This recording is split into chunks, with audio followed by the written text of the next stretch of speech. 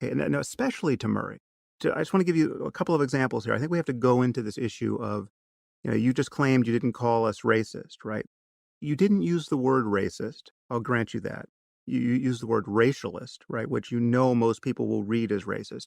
But even if that is an adequate way to split the difference, everything else you said imputed, if not an utter racial bias and a commitment to some kind of white superiority. You say again and again that, here's a quote from your article.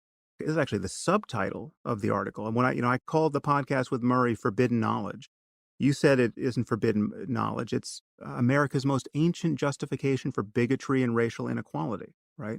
We're shilling for bigotry and racial inequality. And then you convict Murray. Again, this is a quote of being engaged in a decades-long focus on the intellectual inferiority of African Americans. Now, honestly, that is a smear. Murray has not been focused on African Americans.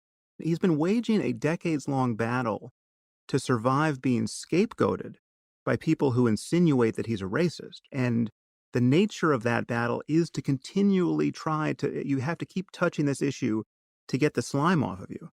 But as you know, the bell curve was not focused on race. There's just one chapter on race. And the truth is that, and you almost alluded to this in what you just said, the truth is that Murray is just as worried about unearned privilege as you are.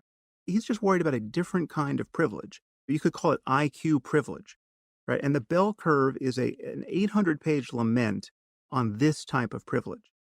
And it has nothing in principle to do with race. Murray is just as worried about the white people on the left side of the IQ distribution as black people or Latinos or anyone else. And you could have said it would be just as true to describe him as having been involved in a decades-long focus on the superiority of Asians over white people, okay? Because that's also part of the story.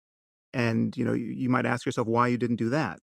But I want to read a quote from Murray on my podcast because this is, again, I'm not at all arguing for his social policies.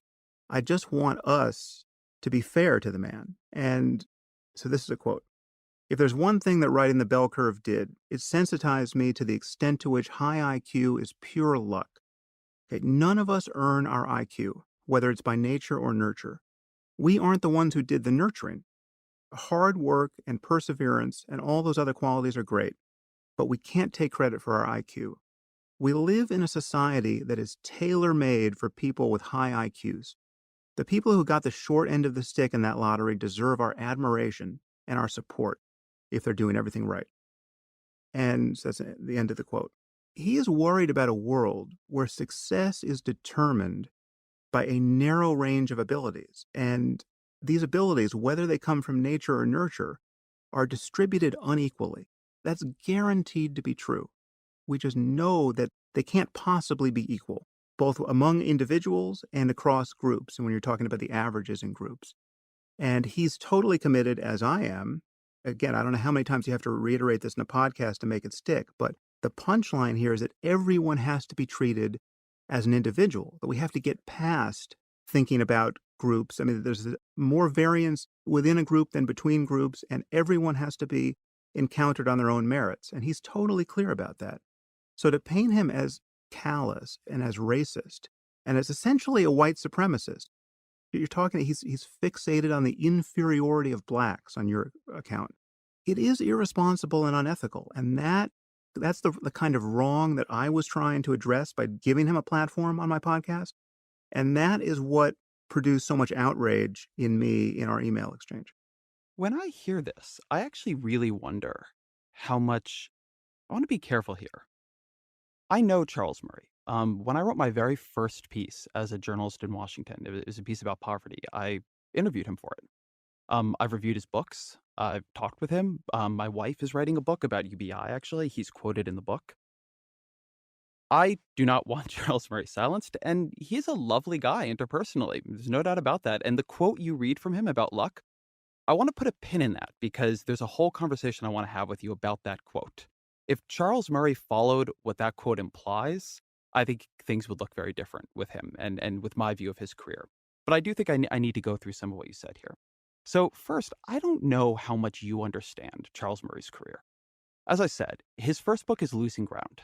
It's a book about the Great Society. In the It's a interest of book that he time and basic human sanity here, Ezra, No, I'm I worried that what you're going to do is all the stuff you're going to cover is actually irrelevant because one. Hey, Sam, I've let you had your say. I'm just gonna keep going. Okay, that's fine, but I just want to prevent your and listener frustration here because if you go on for 10 minutes for me to only say, well, again, his social policies are not social policies I'm advocating. We're gonna Don't worry, we're gonna go through all this, and, I I don't mean this to be sharp, but you don't give short answers yourself, so, we're just gonna have to indulge the other one here. Sure. So, okay, so his first book is Losing Ground. It's about dissolving the welfare state.